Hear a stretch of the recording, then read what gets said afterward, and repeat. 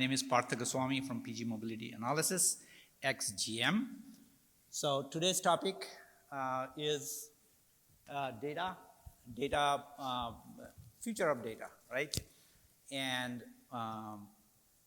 some of you are veterans here, probably have been to events like this before, and you might say, hey, 5 years back I was here and we had the same topic, right? So let me give you a little bit of context. Why are we talking about this? So, since the beginning of smartphone industry, the car companies, the car industry is always interested in using data, creating new apps, creating new value out of data, right? So back in 2016, McKinsey published an article where they talked about the awesome opportunities they will come. They talked about potential market value of data of about $750 billion by 2030, okay? And a lot of other things happened in 2016. Brian Krasnick, CEO of Intel, he said data is the new oil, or at least he was one of the first to say that, and he said, all the cars will have 4 terabytes of data coming out of that every day. Companies like Automotive started at the same time. At the same time in 2016, EU passed GDPR, generalized data protection, to provide some privacy protection for the consumers, okay? Now, every car industry since then said they will have $20 billion, $30 billion, $50 billion worth of potential revenue from software and services based off data. So back in 2021, McKinsey came about and they said, time out, not so fast. And they have that projection to 400 billion or something, but they said, everybody has to put in new enablers. We're just not going to happen, right? So here we are in 2024, talking about data again, and I have a great panel, a pretty good sample of the industry to talk about some facets of it. We are not solving global hunger, but we just explored the topic once again, right? So with that, I'll have my panelists introduce themselves and take maybe a minute or so to give you your highest level perspective on the topic. So I'm John Highline I'm the Chief Marketing Officer of Sonatus. Sonatus is a Silicon Valley-based automotive software company. We're in production today with Hyundai, Kia, and Genesis, and rolling out, widely across their fleet. Our focus is providing a lot of key infrastructure, especially to enable the shift to software-defined vehicles. And we provide things like network management, data management, cybersecurity, and so on. But one of the key products we have that's in production is our data management product called Sonatus Collector, which we can talk about. But we believe the opportunity for data is very broad, and I think perhaps wider than people think. And I'd love to get into that today. Okay, thank you. Perfect. My name is Ryan May at Nikola. I'm the head of software. I've been there about 6.5 years now. I think one of our challenges at Nikola is really, not having the we'll call it baggage of a traditional OEM. We're clean sheeting things, and we're really looking at, how can we leverage things like data, and so for us, this is a really important discussion. I think, like you said, we're trying to figure out what is the monetization value of data, but also what's the internal value. I think, when you think about data and you hear kind of the studies that have been done and some things that have been communicated, I think everything's about revenue, right? And I think really what we've found useful for us is that data is not necessarily today a huge revenue generator, but it's a huge value generator, throughout the company. So whether it's warranty costs or engineering and development, those are major expenses for our company, and there will be revenue. It's a for sure thing, but really, I think for me, I want to really highlight that there's value in data, not necessarily revenue in data or only revenue in data. Okay, thank you. Sue? Hi, I am Sue Wai, the Chief of Data Business, and I want to admit that I don't have any business background. I think the reason I was transferred from Honda Research to this new role to explore additional value of data is probably very fit to Honda's philosophy of a human-centered approach. To me, my job is not necessarily focusing on opening a new business. It's more of finding new value for our customers to improve our product, to improve their life, and improve society. And if I did my job right, eventually this will become a good business to run. And we're just starting the journey there. Thank you. Bharat? Hi, I'm Bharat Ram. I'm the business solutions strategist at Pure Storage. For those of you who don't know Pure Storage, we are a NASDAQ publicly listed modern data pioneer of all flash, both for the data center and for the hybrid cloud. As far as my role and our value at Pure is concerned, we are interested in extracting the business value of data. And one of our most recent analysis shows that this is for a leading automotive manufacturer, that you could extract almost $500 million of value through the entire ecosystem. And one of the things I want to talk about is how do you take data and then use that across the entire end-to-end, whether it's development, whether it's managing your suppliers, your dealers, and more importantly, how do you deliver value to the consumers? And that would be an interesting topic, I think, for us. Thank you. Okay, thank you. So I'll walk through some questions and we'll get to as many questions as we can. And then at the end, we'll have some audience participation as well. That's the plan. So I'll start with John. And John, given the little history I gave early on, and from your vantage point, let's look at the big picture. Where do you think OEMs or any stakeholder are, or how far they are or how close they are to the realization of the full potential of data? Specifically, what's missing and what are the things that needs to be done or where they are at? I think there's an incredible range of how people are using data, and the vast majority of it is poorly today. So you mentioned the statistic from where vehicles generate terabytes of data per day, and that's true, and that's only going to continue as more and more components, more and more sensors become digitalized, as you're having LiDAR, radar, and so on. There's tons and tons of data being created. The question is, it's like data and value, data and information, and how do we capture the right data to do the value-creating things and improve the OEM, improve the driver, improve maybe the sustainability, all those kind of things. So today, what you're seeing is most companies are not availing themselves of the data that's there. Some of them that are doing it in a broad approach. I liken it to a fishing net, a trolling net, where you just sort of drag the net across the ocean. Well, you're going to get some fish, but you're going to get some broken bottles and garbage as well. So how do we make sure that we're capturing high value data? So we go from terabytes of data where most of it's useless to a much smaller amount of data that's value creating and helpful. That's one of the things we do. We provide a solution that allows our customers, Hyundai, Kia, and Genesis are in production. This is rolling down the road today to ask very targeted questions of their vehicle. And they can use this in many ways. And we're really pleased to see how richly they're using this approach, because we gave them a raw material tool, and they're able to improve quality. They're able to improve driver experience. They're able to better understand how their vehicles are being used for future vehicle design and planning. But at the same time, they've also decreased the amount of consumption, decreased the data they've had to gather. So they're getting more value from less data by asking targeted, clear questions. And that's one of the things we're doing. I think the other fallacy, and you briefly mentioned this in some of the introductions, the other fallacy is the only benefit is monetizing data and gathering value from drivers and users. And we should do that, and I think that having the right amount of data allows us to do that in many new ways. But there's incredible value to be created even if you never collect a penny from the user. If we're able to improve total quality, that's going to improve your reputation. It's going to improve your service costs. If we're able to have better data about service needs, it's potentially the opportunity to sell better service solutions in a way that you get the revenue and the customer leaves satisfied. If you're able to avoid recalls, the cost savings of one recall saved, pays 10 times over for anything we're talking about here. So the value, the opportunity here is to go away from how can I squeeze the sponge and get an extra dollar out of the user when there's actually this giant pile of money that we can capture if we use data in smart ways that we're not availing ourselves of today.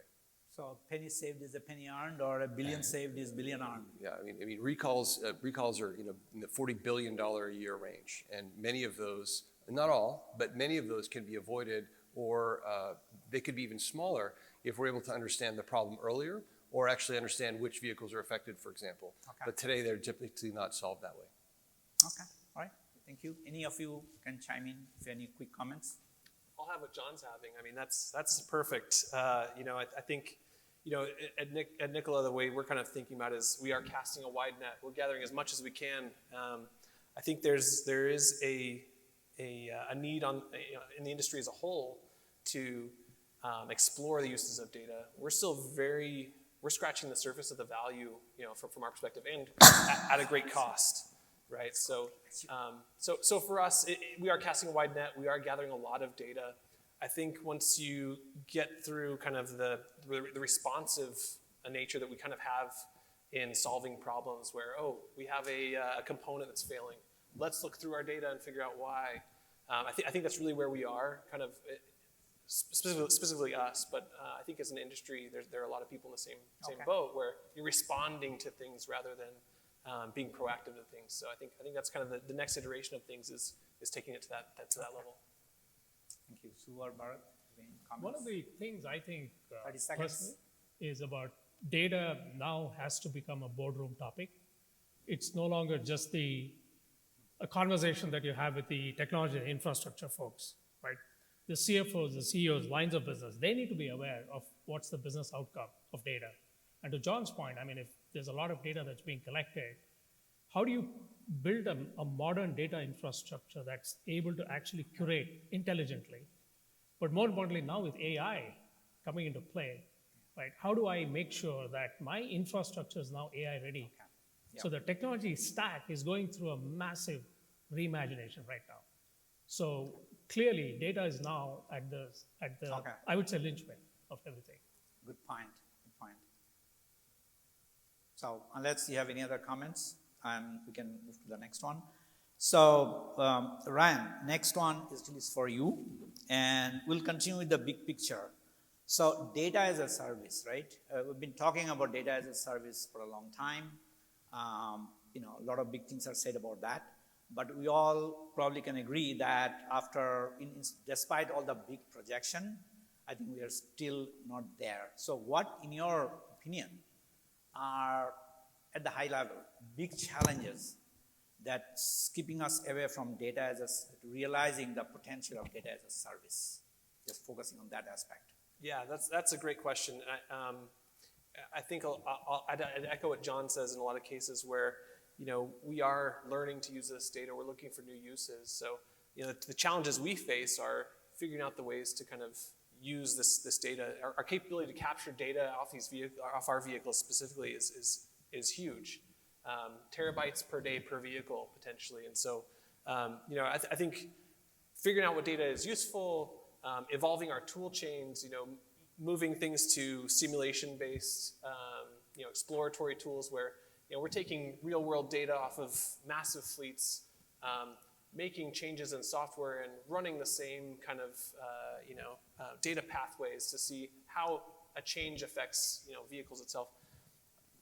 A lot of the things that I'm kind of really focused on at Nikola are more value-based uses of data. I think there are absolutely revenue-based, but I think that the pile of money that we're all kind of looking at is in internal value. You look at the cost savings you could have from your validation, from software development. That's where my focus generally is. And in iterating on things, it's really a question of how you use the data, figuring out what data is useful, and figuring out how to use, iterating over time and figuring out how to use that data. And it's an exercise you're going to have to continually evolve. So when you say data as a service, what I'm hearing is that has a more potential, or at least as much potential, if not more, inside the company as well. From where we are, absolutely. I mean, we don't have a ton of vehicles out there. I know there are OEMs where the impact could be massive, in other areas where they're selling services for $5 a month. For us, the value is small there. But we're working with a lot of new powertrains, a fuel cell. How do you think about a fuel cell? If you have an issue with fuel cells, it's not cheap to fix. So for us, the internal engineering value is massive compared to selling a service here or there to users. So I think that's where our focus is primarily, but I think there are other use cases where there could be massive amounts to be made in other ways. I'll leverage onto that. So first thing, there are ways to make money with data. Don't misunderstand our point. Ford Pro reporting great numbers, and they see that as a very high margin business, 50% margin, or if I heard some very large numbers. And the idea is if you create the right service, in their case, let's say it's fleet management or something like that. If you create the right service that's value creating for let's say the downstream customer, everyone wins. You're getting revenue, the downstream customer is getting value creation, and they're all happy. Yeah. So there are absolutely these opportunities. My only point, and it sounds like we agree on this, is there are also opportunities for internal value creation that are also valuable and maybe in the short term can be even greater value. We're seeing opportunities to do things like component tuning, component optimization, where you can just design a better vehicle and that can ripple down to your customer and get improvements over time. No, I totally agree. And, I think what we hear oftentimes is this quote unquote monetization for all kinds of external facing, opportunities. But the truth is there is as much or more on the other side as well. So, Sue, you had a pretty interesting presentation this morning. And some of the things that I took away was you talked about ultimately the benefit and the well-being of customers, consumers is super important, especially from Honda's perspective, right? And you gave an example of how data can play a role in that in terms of heartbreaking information on roads and how that can be, utilized to increase safety for consumers, right? Now, when you look at consumer side of the story, there aren't that many database applications that we see. We have seen UBI, usage-based insurance. We have seen some e-commerce, payment at the gas pumps, whatever, that sort of stuff. But other than that, we haven't seen a lot of different examples. Can you help us kind of think through what are really the opportunities for data-based application innovations that can actually help the consumer experience? I think in the morning, I touched one of the major challenges for data service is the consumer's willingness to share with a good reason. Right now, I think there's still somewhat hesitation for consent form signing process. I don't think a lot of people are happily signing those. That's an indication of a lack of trust. As long as that is there, this challenge remains. And I am trying to find a way for Honda to change that bitterness to happiness. When people are happily signing because they feel they're gaining something instead of giving something up, that is the day I think I did my job right. Once they feel the value, then it became a partnership, not just we trying to build a business based on the data they own.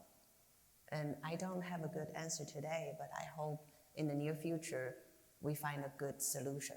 And the example I gave this morning about creating something collectively together to build a stronger, safer road community with a higher goal instead of just immediate revenue generation, I hope that will generate some discussion and energy in this direction.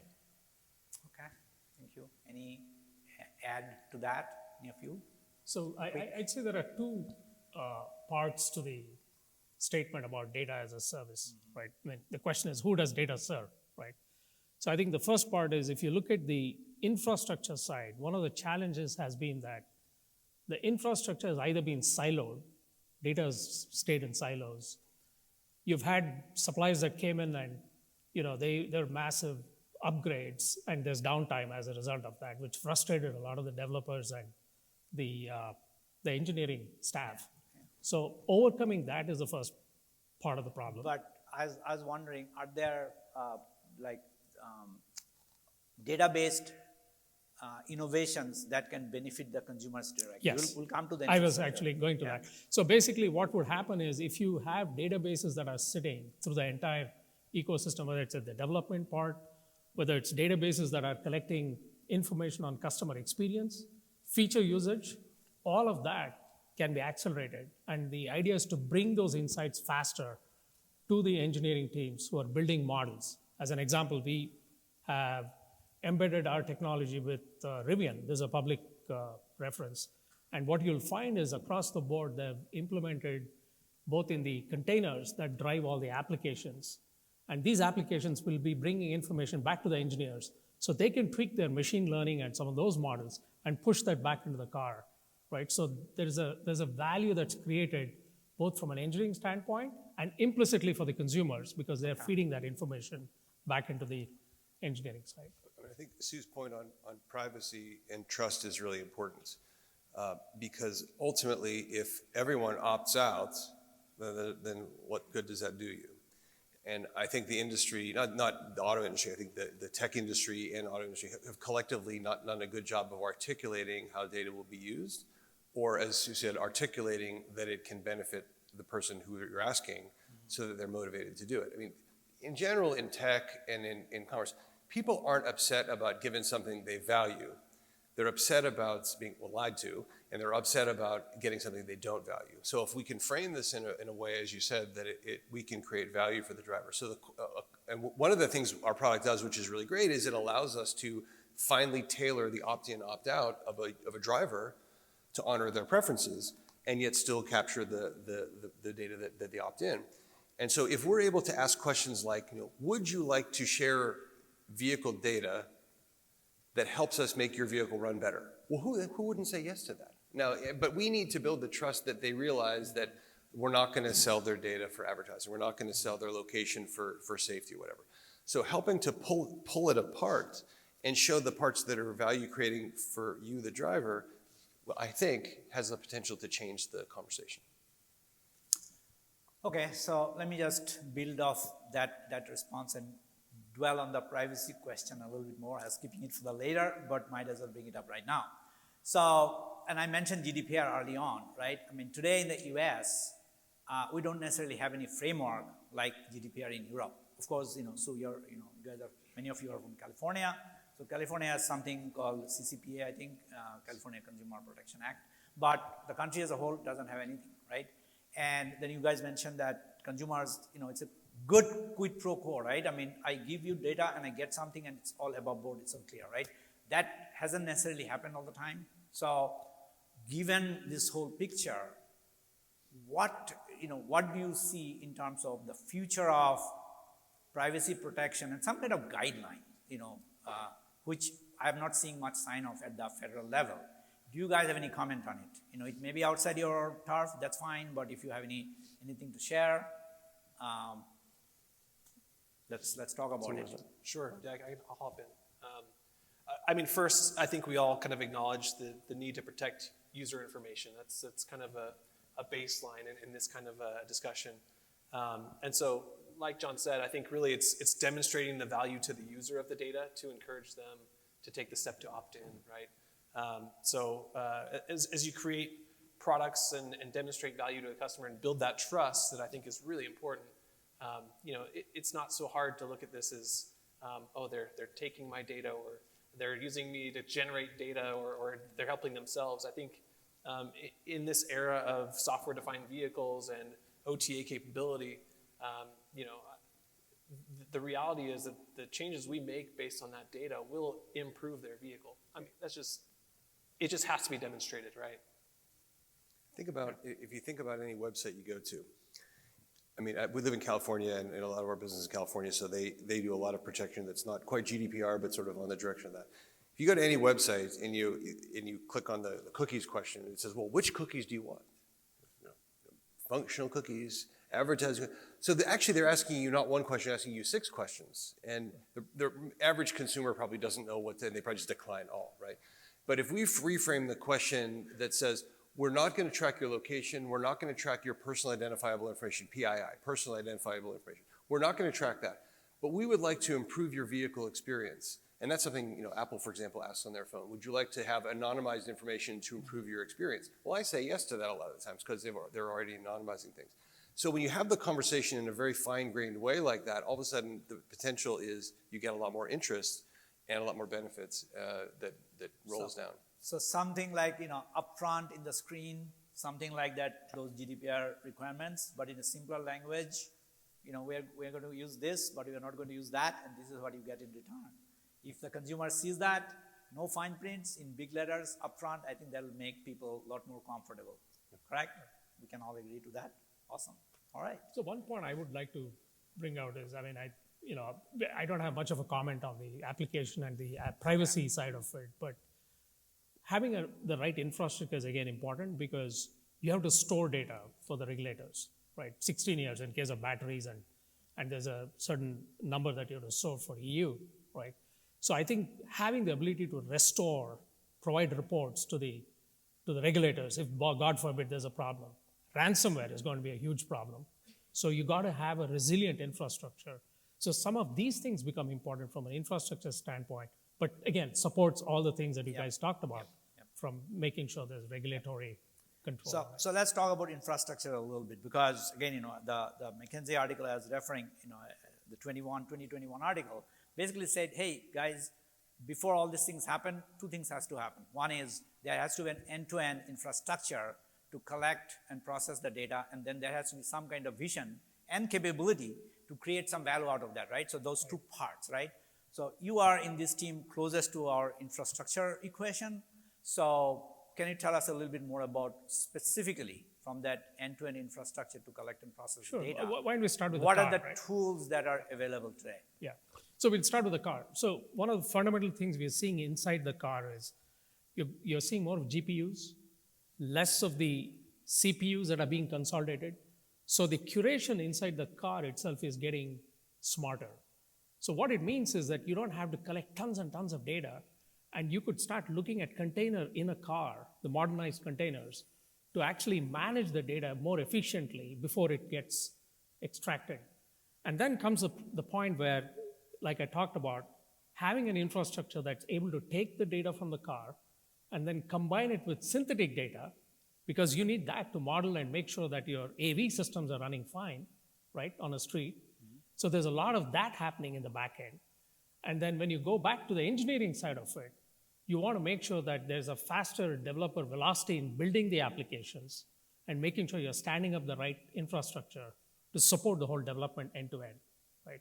So I see that there is value in data, not just from the tools that sit inside the car, but it's also the entire value, the what we call the data value chain across the entire manufacturing and beyond.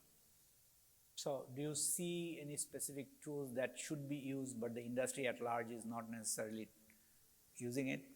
Anything that comes to your mind? I would say containers is a very good example of where you're able to actually modernize your applications, decompose your features, and go faster. A good example is Ford, and that's again another public reference at KubeCon 2023. The Ford technical lead actually stood up and said, how their developer velocity went up significantly when they adopted containers, and they're able to push more applications that could actually help speed up the time to market.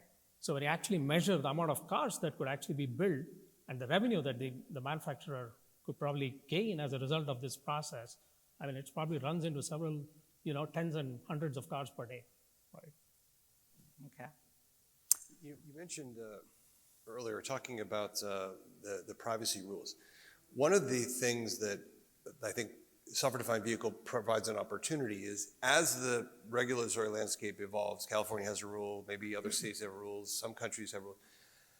The problem is you could drive across a border and all of a sudden the law just changed.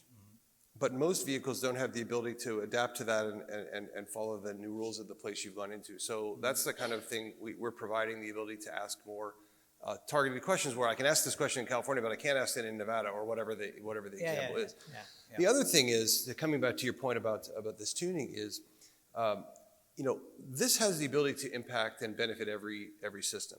Everyone understands that Tesla is capturing data during driving. So if you drive a Tesla, you're teaching the Tesla model how to drive. Everybody understands that. But to take that to the next level is how can we make sure when we have problems in an ADAS system, or we have problems in a safety system, how do we be able to ask targeted questions so we can have a fast turnaround time and improve that situation? We did a demonstration of this at CES, and we can show you in the booth if you'd like to see it, where we're be able to ask a finer grained question like this when a customer reports a safety problem that would normally take 6 months to even program the question to ask the car. We can do it the next day. And being able to ask questions that allow us to have a faster time constant to improving things. And I think that's really important. So data can benefit safety as well. So data can benefit monetization. It can benefit customer experience, and it even can benefit safety. Yeah. All right. Let's come back to the data question, the question that we started with. And you mentioned something like there are tons of data coming out, and we really need to be very precise in looking at understanding what specific data we need. So kind of not exactly needle in a haystack, but some sort of structure around it, right? What needs to be done to do that? How do you refine?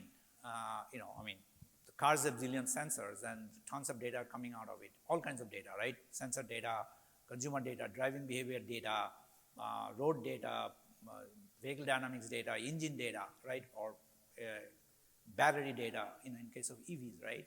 So what really needs to be done to kind of put some structure around it so that we are not talking about 4 terabytes coming out of car every day and then talking about managing them in some shape or form. I would love the other panelists to say, from my perspective, historically, you've seen in the past, you may have multiple data pipes from a vehicle. You might have a data pipe for one application, data pipe for another application, which is pretty inefficient in time and other ways.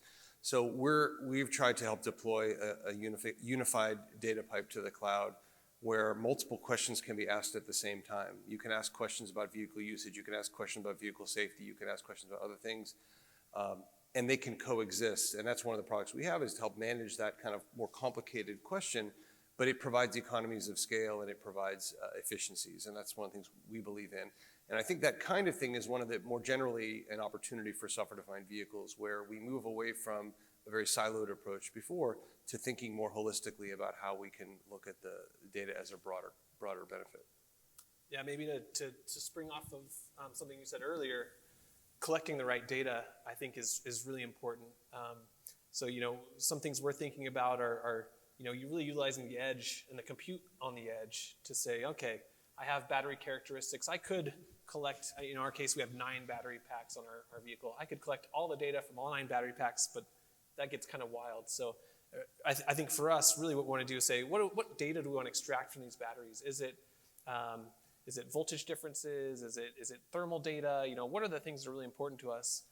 And in some cases, you learn from component failures or from OEM or tier ones or things like that, where, okay, I know what to look for. And rather than sending signals to be processed in the cloud, which costs you the data transfer costs, the storage costs for years and years, and there are things you do want to keep, but there are things you just need to know about. So transitioning from collect everything and analyze it on the cloud later to targeting specific behaviors and targeting specific indicators on the vehicle while collecting only what you need off the vehicle, I think is pretty important. Okay. And those questions you ask will evolve over time. Right. You'll ask a question today and you realize, actually, that's not the right question. I need a slightly different question. And being able to change those questions quickly is a real business agility benefit. So given that we have been talking about this for the last 8 or more years, when do you see or hope for all these things to take hold? Is it over the next 5 years, 10 years? Will we be coming back to, AutoTech 5 years from now and we'll have the same topic again?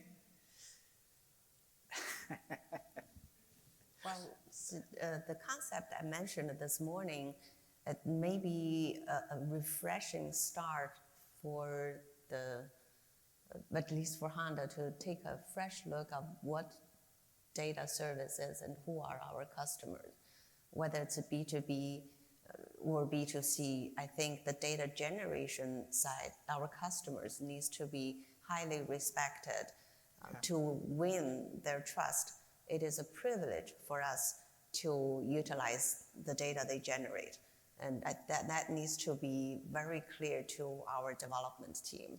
It's not a given. It's something we earn the privilege to use. And their interest, the customer's benefit, should always be put on top of any other potential benefit that we may be able to generate from the data they provide to us.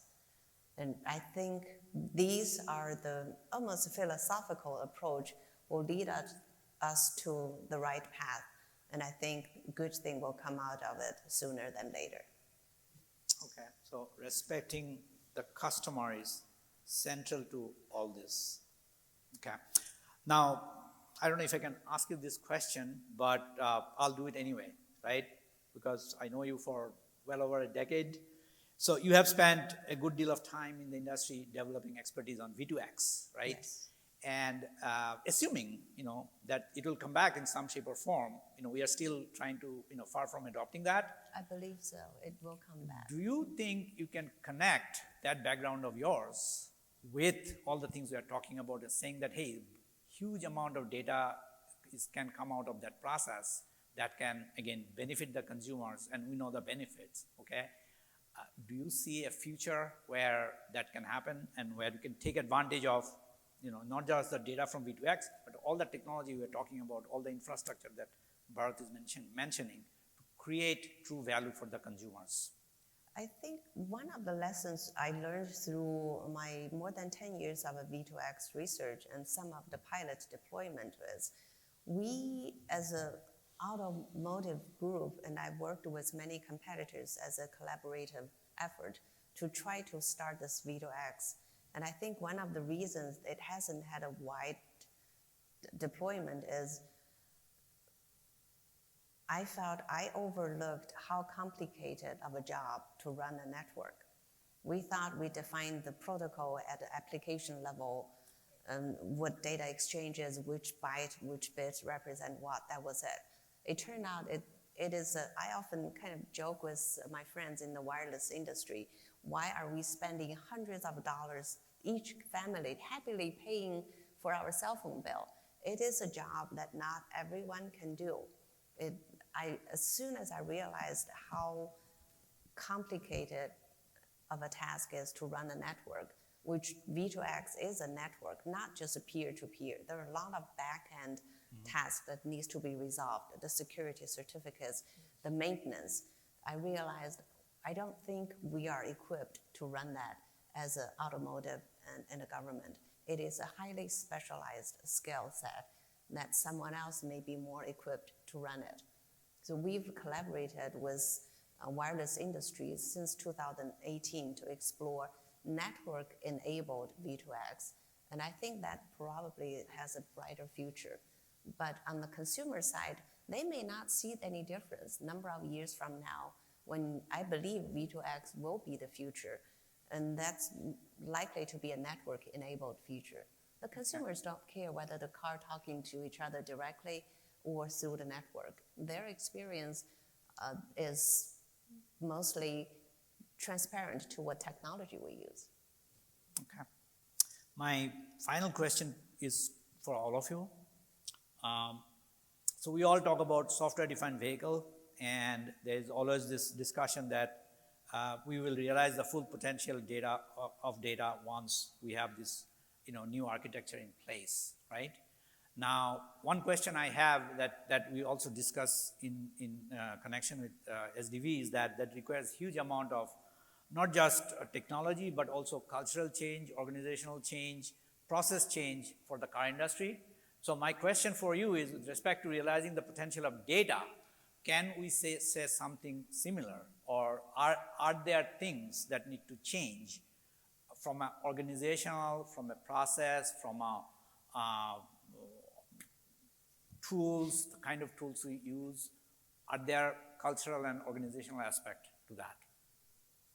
I think it might have been you that said data needs to be a conversation in the boardroom. Was it you that said that? No. Oh, so and I think that's a really good way to think about it, because if we think about data as just something that some engineer in some cubicle over here looks at, then it misses the bigger picture opportunity. It's sort of the penny wise, pound foolish thing we said earlier. I think companies that are thinking about this more holistically, Hyundai's doing a great job. BMW has done a big focus on bringing a larger, they call data lake, where they're putting a lot more intelligence together, and so you can find the patterns because it's in a single place versus the siloed data from one group is over here, the siloed data from another group is over here, and you have the opportunity to get bigger insights out of it. So I think those companies that are looking more holistically at this will probably get cost savings, but they'll also probably get more value out of it. Okay, good point.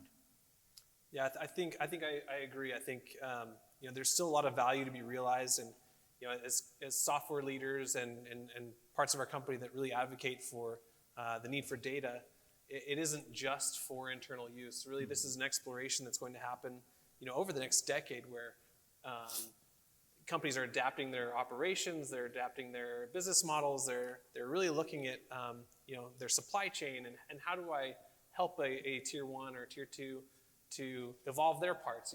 This data chain goes further down than just consumer to OEM. It really goes all the way down. And so as OEMs, I think we have to kind of look and say, okay, how can I transfer some of this value not just to myself but further down, right? There are tier 1s that are developing brand new products that are yet to be understood. We're dealing with fuel cells, which is kind of the Wild West in that respect. And so being able to help companies understand residual value of a fuel cell car. You ask people in California right now, and they don't know, right, with some of the things happening there. So I think overall, there really is kind of a need to, from the software side, advocate internally, but also help others kind of join this kind of movement toward utilizing data. It's not just for OEMs. It's not just for customers. It's a value chain thing. So less silo-based thinking, more cross-functional, and I think you said holistic thinking, right? And Sue and Bharat? Well, I think we are recognizing through data we can understand our customer much more intimately and create a stronger relationship with our customers. And that was traditionally done through periodical surveys, or we talk to the dealers, and that is no longer sufficient. And that's what I think, aside from the internal use of the data to help development, maintenance, and warranty, creating a stronger relationship with the customer is, we have a significant value that we can generate from these data. And that's somewhat still a new thought in the industry, that at the upper management level in Honda, we're recognizing that. And that's where my position came from. There wasn't such a position before. And I was transferred there knowing I don't have a business background. That tells the kind of the urgency of creating this new thinking process. Okay, knowing you, I'm sure you'll do a great job at it. So Bharat, very quickly, I need to give some time to the audience. Do you have any 30 seconds? I think, it comes down to the dollar per petabyte, because the data is growing at 20-30% CAGR, right? So CFOs, boards, anyone who's concerned with how do I store and manage the data for my business outcomes, they have to worry about what's the dollar per petabyte that I'm spending and how much will I spend. So that's one metric. Second metric is people are asking for AI, but AI is going to drive up your power consumption. So you've got to worry about the dollar per gigawatt hour inside your data center and how much you're going to pay for your cloud providers, God forbid if your data is in the cloud, right? So these are some things that the leadership has to think about before they look at what is the roadmap for data, AI, or all these other aspects. So goes back to your earlier comment that it should be a boardroom topic. Yes. Not a one small silo topic. I got exactly 2 minutes, and I do want to give you some time. So maybe we have time for quick one or two questions. Any question from you guys?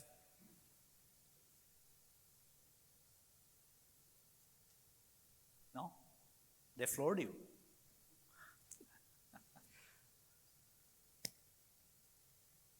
No? Okay, great. Well, you guys have floored him. So let me ask you one thing, okay? And it's always in my mind. So all these car companies have made big projections, like, by 2025 we'll make X billion, and by 2030. What's missing here?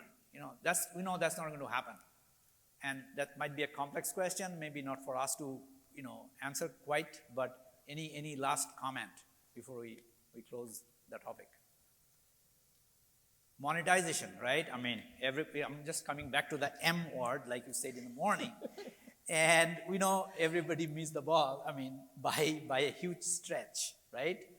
And I'm sure things will come back and we'll start making something. And as we said, it's not just the consumer monetization, it's great value lying elsewhere too. But do you think we'll get to some point and all these big, gigantic projections, they will just taper off to something smaller, and then that's where the industry will stabilize? So I think a lot of OEMs and companies in general are dipping their toes to kind of see how this looks, right? Like Sue said, these are brand new things, brand new ways of thinking about things, and so it's not easy to sell this in the boardroom. It's not easy for us to advocate for these things. The value's there.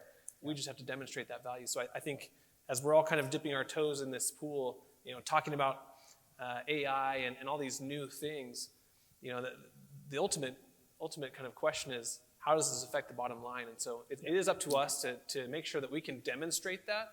Okay. But that does mean exploration. It does mean we do have to get involved and take some steps that we don't quite know or understand yet. On that note, we are done here. So thank you very much again, and thank you, the audience.